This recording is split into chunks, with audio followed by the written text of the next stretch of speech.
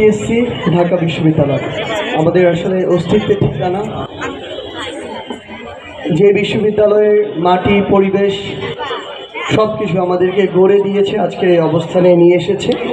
আমার সামনে যারা এই বিশ্ববিদ্যালয়ের আমাদের এই অভ্যুত্থানের যোদ্ধা রয়েছেন, যারা এখানে উপস্থিত হতে পারেননি, আপনাদের সকলকে এই নতুন বাংলাদেশের সংগ্রামী শুভেচ্ছা জানাই। সেই 14 জুলাই যখন খুনি হাসিনা তার জায়গা থেকে প্রত্যক্ষ এবং পরোক্ষভাবে কিছুটা টিটকারি করে রাজাকারের বাচ্চার নাতিপুতি হিসেবে আমাদেরকে সম্বোধন করলেন, তারপরে সেই রাতেই ঢাকা বিশ্ববিদ্যালয়ের গর্জে ওঠা, বিশেষত ঢাকা বিশ্ববিদ্যালয়ের মেয়েদের হলে সেই অদম্য মেয়েদের যে গর্জে ওঠা, সেদিনই আসলে খুনি হাসিনার ভিত নড়ে গিয়েছিল। এ কারণে ওই 15 জুলাই ছাত্রলীগ, আওয়ামী লীগ, যুবলীগের সন্ত্রাসী ক্যাডাররা টার্গেট করে মেয়েদের উপরে হামলা করেছিল। কিছুক্ষণ আগে আমাদের বোন তন্নি এখানে এসেছিল, হয়তো তার ফেসটি অনেকে মিলাতে পারছিলাম না আমরা, কিন্তু ভয়ে জুবুথুবু হয়ে থাকা ওই যে রক্তাক্ত মুখ, ওই যে চেহারা, এই চেহারা শুধু বাংলাদেশ নয়, পুরো বিশ্ব বিবেককে নাড়িয়ে দিয়েছিল।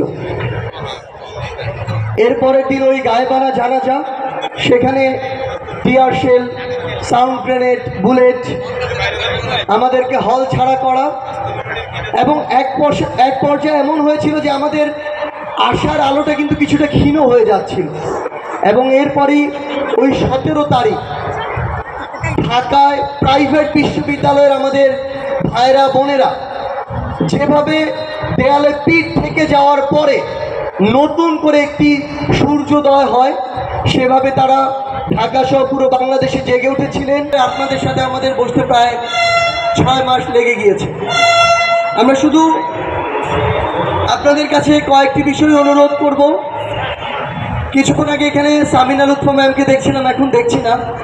ডিবি অফিসে যখন আমাকে আর হাসনাতকে নাহিদ, আসিফ, বাকেরকে নিয়ে যাওয়ার একদিন পরে নিয়ে যাওয়া হচ্ছিল, তখন গাড়িটা যখন ডিবি অফিস দিয়ে ঢুকছিল গেট দিয়ে, আমরা দেখছিলাম সামিনা লুৎফা ম্যাম, তানজিম স্যার সহ আরও 5-6 জন শিক্ষক সেখানে গেটে দাঁড়িয়ে আছেন তার শিক্ষার্থীদের সেখান থেকে মুক্ত করার জন্য। তো এই প্রত্যেকটি জিনিস আমাদেরকে অভয় দিয়েছিল, সাহস দিয়েছিল। আমরা আমাদের জায়গা থেকে শ্রদ্ধা ভরে আমাদের সেই সম্মানিত শিক্ষকদেরকে আজকে স্মরণ করতে চাই। কোনো দালালি তোষামোদি না করে লিগালি সিট পাচ্ছে, এই যে ধারা, এটা যেন অব্যাহত থাকে, কারণ এটা হচ্ছে নষ্টের গোড়া। এখান থেকে আবারও দালালি তোষামোদি শুরু হবে।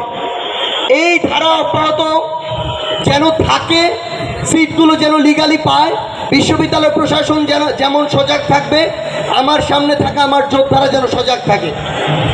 আরেকটি অনুরোধ করব সবশেষে, সেটি হচ্ছে স্বরাষ্ট্র মন্ত্রণালয় এবং অন্তর্বর্তীকালীন সরকার অপারেশন ডেভিল হান্ট চালু করেছে।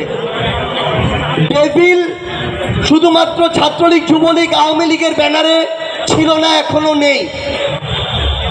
ওই কার্যক্রম যদি বর্তমানে রাজনীতি করছে এমন কোন রাজনৈতিক দলের কোন কর্মী করে, তাকেও ডেভিল হিসেবে গণ্য করে গ্রেফতার করতে হবে।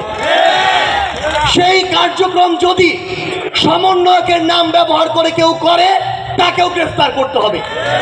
বাংলাদেশ থেকে এই স্বাধীনতা পরবর্তী সময়ে সকল ডেভিলের বিরুদ্ধে যথাযথ আইনানুগ ব্যবস্থা গ্রহণ করতে হবে, যেন রক্ত আর জীবনের বিনিময়ে অর্জিত এই নতুন স্বাধীনতা, এই নতুন জুলাই স্পিরিট কখনো বৃথা না যায়।